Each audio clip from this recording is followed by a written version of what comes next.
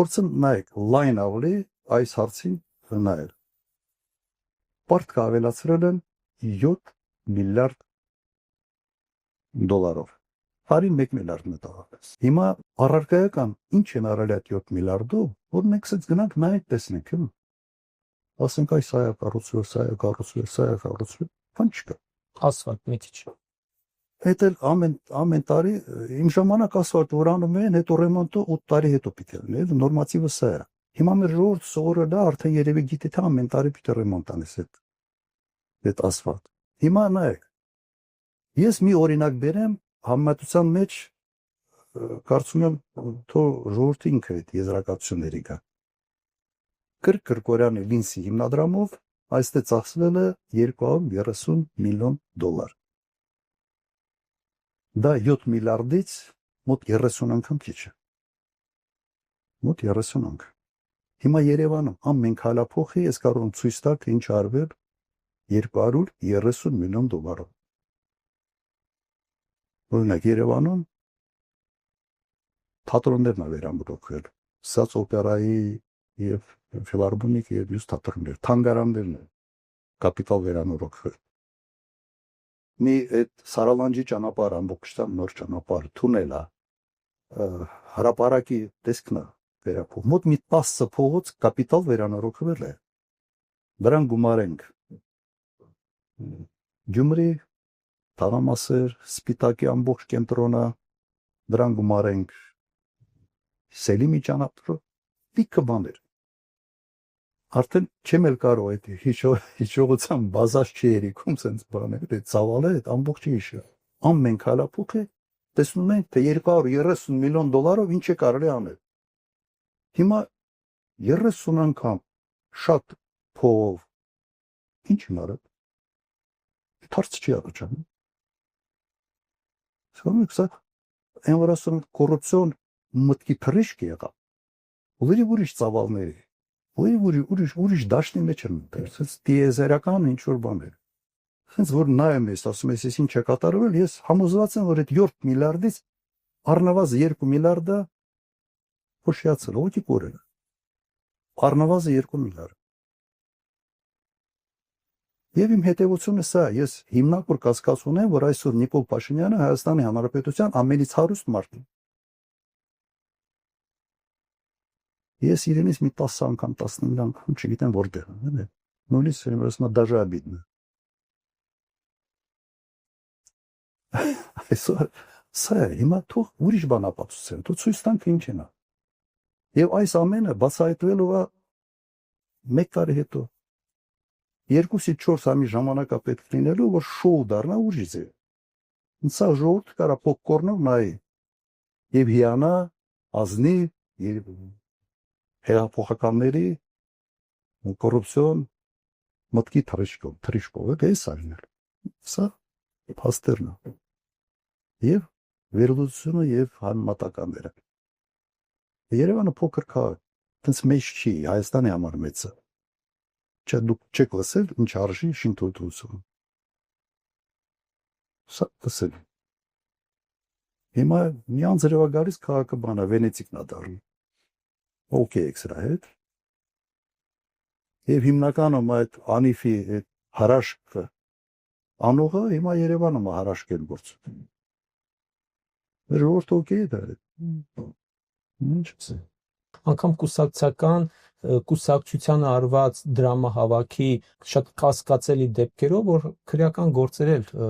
կարծես թե տեղից չշարժվեցին, չեղան, ասացին դատախազությունը աչք փակեց այդ ամենի վրա, այսինքն այդ կոռուպցիան արդեն կուսակցական մակարդակ կոռուպցիան համատարած դրսևորում։ Բայց հիմա ինչի են աշխուժացրել այդ թեման։ Իմ գույքի թեմա, չէ։ Սենց են նկարում, հետո ձախից աչ են նկարում, աչից ձախ են նկարում, դու վերևից ներքևից վերև, բայց բովանդակությունը մնում է, հեքիաթային պատմություններ։ Հետո օդից են նկարում, դրոն են բարձրացնում, հետո ինչ որ ում հետ ինչ կապ ունեն, փորձում են իմանոնս, ինչ ուրիշի համար հաղորդում են պատրաստում, դատախազությունը մեկնաբանում է, ուրիշի մասին է, ուրիշի քրեական գործի մասին է, կեսի մասին է։ Որ կապ չունեմ այդ քրեական գործի հետ, նույնիսկ վկա չէ։ Մասա Գույքի մասով տեսեք ինչ են ասում իշխանությունները, քարոզչական իրենց նարատիվը որն է, ասում են այս մարդիկ այսքան գույք ունեն, ծագումը անհայտ է, ու ամենայն հավանականությամբ թալանել են, իրանք այդպես են, հա, ակնարկում։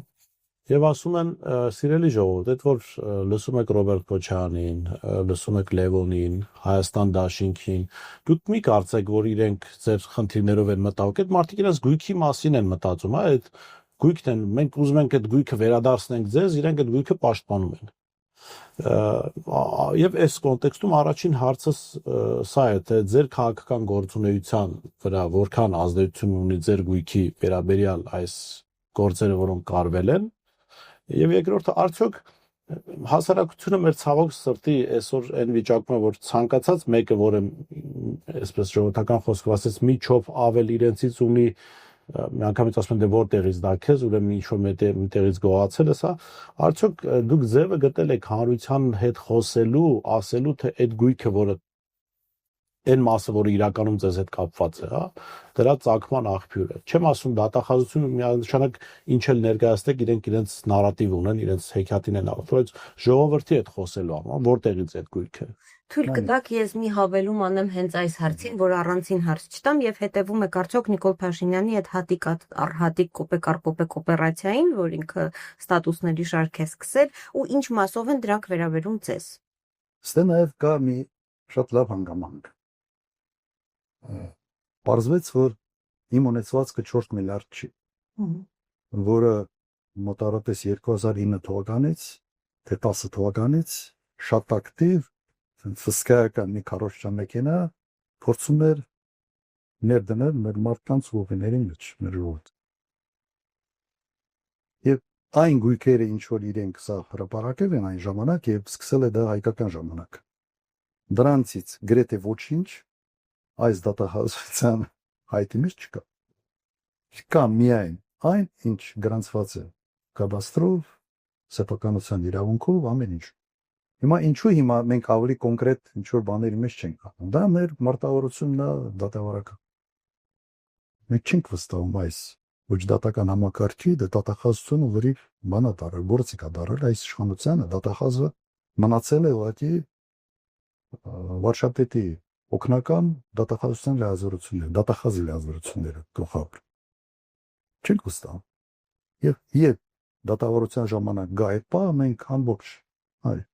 հիմնավորումների մասը իհարկե ներկայացնելու ենք եւ Լեոնը նաեւ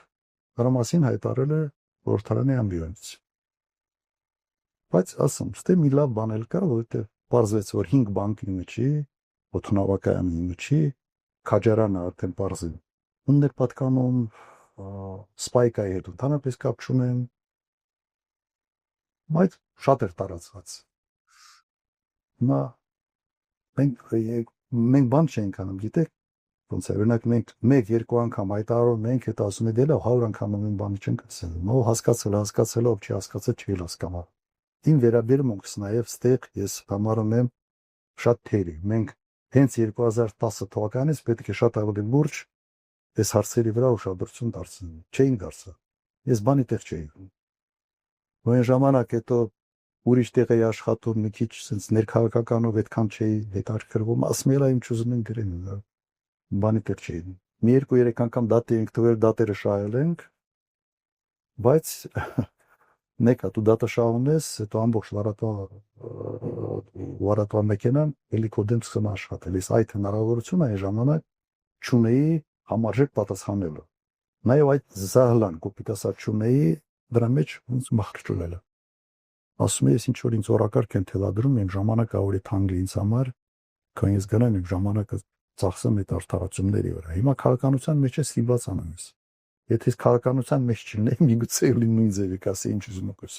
Եվ միջալուց մենք այդ թեմայի հետ գույքի հետ կապված համական դատարանի որոշումը։ Այն ժամանակ մեզ մեղադրում էին, չէ՞, մեր ֆրակցիան, բա դիմեցի համանadrական, փորձում եք թողնված եւ նույնը եղավ մարտի 1-ի գործը։ Մենք ասում ենք հակասահմանադրական է, մի արեք, երկու դատախազ կոկորտները այնց ճողում էին ապացուցելու համար, որ այդպես չի։ Միջև մեծ պալատը Եվրոդատարանի իր խորհրդատվական կարծիքով չասեց, որ սա լուրջ չէ։ Հիմա նույնը այստեղ։ Ըստ էության մեր խորհրդարանական մեր падգամավորները այդ հայցով Սամարական դատարան կանխել են հետագայում լրջագույն խնդիրներ։ Մասամբ են կանխել, ամբողջությամբ չի։ Դատարանը այդ բարձրունքի չհայտնվեց, որ ամբողջությամբ այդ որոշումները կայացնեն։ Թե չէ ասում, բազմաթիվ գործեր պետք է գնային Եվրոդատարան, Եվրոդատարանն պետք է բեկանվեի, տուգանվեր առաջին այդ սա գույք պիտի վերադարձնվեր այդ մարդկանց, ստեղ բարեխիղճ ձեր վերողների ինստիտուտ պիտի լիներ եւ հսկայական տուգանքներ Հայաստանի Հանրապետության հետ։ Սա է։ Եվ դեռ հալա մի լուրջ կոմպոնենտ մնացել է։ Սամարական դատարանը լուծում է տվել մասսամ։ Բայց նույնիսկ այդ մասսամ լուծում տալը կրկնում է լուրջ խնդիրները կանխում։ Դրամալ սա ուղղակի մի գիտեք ինչ է, իրենք հեղափոխություն են արել իրենց պատկերացման հեղափոխական մոտեցումներով, բայց այդ հեղափոխությունը ձևակերպել են իբրև լեգիտիմ իշխանություն ընդունելով եւ իրականում sense կարելի է նաեւ այդպես մեկնաբանել այն ինչը կատարվել է, բայց հեղափոխությունը ենթադրում է որ հետո գիլոտին ես դնում եւ գլուխներս կտրում։ Իրենք այդ օրենք ընդունել են այդ հոգեբանությամբ, որ sense դնենք մի օր ընդունենք թքած ամեն ինչի վրա, բռնենք սաղից գույքը վերցնենք բանանը իբրև ժողովրդին բաժանենք, բայց արդյունքում ստացվում է իրար մեջ բաժանենք։ Իդեպ իրենք պայքարում են ոչ թե կոռուպցիա հետ, իրենք պայքարել են կոռուպցիային իրենց չմասնակցելու շատ օգտորեն պայքարել, դա արդեն մի օրինակ բերեմ, ոնց միգուցե մեր ժողովրդի համար ավելի պատկերավոր է, ինչա կատարվել։ Ոնց որ պատկերացրել եք մեկը մի տուն ասարքում, լավ ճարտարապետավարություն տուն ասարքում, ամուր տուն։ Հետո այդ տան սեփականատերերը փոխվում են, ամեն մեկը գալիս է, մի բան ավելացնում է, լավացնում է, մեկը լավ ռեմոնտ է անում, մեկը սանտեխնիկան է փոխում, մեկը ինչ-որ տանիքն է լավացնում, հետո հանկարծ մի սեփականատեր է հայտնվում այդ տան, ասում է, ես համ ճարտարապետ եմ, համ շինարար եմ, համ մսոբ ճաշեփող եմ, համ չգիտեմ ինչ եմ, ու ասում է քանդեք, ես ինքը քանդեք, ես քանդեք, մեծացրեք, բան արեք, շենքը փլվում է։ Այդ փլվելուց հետո վերջի պատասխան տալիս ինչ է, խիա փլվել։ Այդ ամեն ինչի մասնագետը ասում է, նայ, մեղավորը այն առաջի կառուցող, այն ճարտարապետն է որ նախագծել է, որտեղ եթե դա չկառուցեր, ես այդ տան տերը չէի դառնա 4-րդ կոպիտ ասած, այդ չենք չերել փլվի, չէի քանդի չերել փլվի։ Ամբողջապես էս հոգեբանությամբ իրենք փորձում են բացատրել ալմատա, չգիտեմ ինչ, միջև ինձ 30 տարի ծախում էի, առնող չկար պարզվում է։ Այդ հոգեբանությամբ բացատրում եմ արել եւ կան մարդիկ, որոնք այդ կուտը ուտում են։ Եվ նույն այս գույքի հետ կապված։ Մենք գործ ունենք մի տեսակի հետ, որոնց յուրաքանչյուր ասածը պետք է 5 անգամ ստուգես։ Նայեք, եթե խոսքը գույքը լիներ, ամենից կարճ ճանապարհը գույքի մասին մտածելու պայմանավորություն։ Այս պայքարի մեջ չմտնել։ Հիմա դու բարձ չի որ դու մտնում ես պայքարի մեջ, ես 18 թվից եմ մտել պայքարի մեջ, եթե մտնում ես պայքարի մեջ, ուրեմն դու պետք է ակնկալես հարվածիր։ Դու կարծում եք, եթե ես ցանկություն ունենայի պայմանավորվելու եւ մի քանի հայտնի օրինակի պես չի կարա պայմանավորվել, երբ պայմանավոր։ Բայց ուղղակի գնահատել եմ վտանգը հայրենիքի նկատմամբ եւ միջազգ զագրքումն եմ նայել դերը 18 թիվ։ Հիմա սրա Գույքի հետ կապված, տեսեք, բանալի նախադասությունը միտքը, որ միշտ շրջանառվում է իշխանության եւ որը մատուցում է հանրությանը, այն է։ Ինչպես է ստացվել, որ նախագահան եւ իր ընտանիքը այսքան գույքի են տիրապետում։ Այսպես է մատուցում հանրությանը։ Այնց դուր եկավ այս հարցը, շատ դուր եկավ այս հարցը։ Նայեք, ես խոսացի այդ կոռուպցիոն դրսևորումների մասին, 7 միլիարդից առնվազն 2 միլիարդի փոշյանալու մասը։ Հիմա իմ մոտ հարց է առաջանում։ Հիմա հայտնվել են նորաթուխ օլիգարխներ, որոնք հանկարծ 2 տարի առաջ ոչ մեկը նրանց անունը չգիտեր, 2 տարում հանկարծ դառել են 50-100 միլիոն դոլարանոց պրոյեկտներ իրականացնող Հայաստան։ Ֆունդեից այդպես։ Դուք հավատում եք, որ դա իրենց փողն է։ Այդ 2 միլիարդ 65 միլիոն, հիմնադրամի 100 միլիոն իրենք դեկորացիան են։ Հիմա եթե ին դրա մեջ են մեղադրում, ուրեմն 2 տարում կարող է Հայաստանում 100 միլիոն դոլարանոց ծրագիր իրականացնող նորաթուղ օլիգարխ առաջանա, իսկ նախագահի ընտանիքը 6-7 թվականներից մինչև հիմա քանի 10 քանի տարում շնորհքով կիրթ զավակներն ունենալով չի կարող դա ունենալ։ Ինչի ցավալը էս սա նկարագրածից անգամներով քիչ է։ Քիչ են կարող։ Հիմա իմ անունը այստեղ դերակատարություն ունեցել է թե ոչ։ Ենթադրում եմ, որ ունեցել է։ Ունեցել այն առումով, որ վստահություն կա, որ այս ընտանիքը քցոտ չի, որ մի բան պայմանավորվում են բիզնեսի առումով անում են միջև վերջ։ Դու այդ ռեպուտացիան ունենալով, կապեր ունենալով, որտեղ հիմնական մենք ինչ ունենք, հիմնական մասը դա նախագահությունից հետո է։ Իմ կապերը ազդեցություն ունեցել են դրսի, այո ունեցել են։ Երկ։ Ես ինքս մի կազմակերպության մեջ եմ աշխատել, ներգրաված, որ շատ լուրջ փող եմ աշխատել, շատ լուրջ։ Եվ այդ աշխատած փողի ամբողջ փաստաթղթավորված ապացույցները ունեմ, շատ լուրջ։ Ստեղ ուղղակի մի քիչ չեմ պատկերացնում այլ մասշտաբներ։ Ստեղ մարդկանց թվում է, թե միայն գոհանալը կարող է հարստանալ։ Եվ դրա համար այս վիճակում ենք։ Տեսեք, շատ թեթև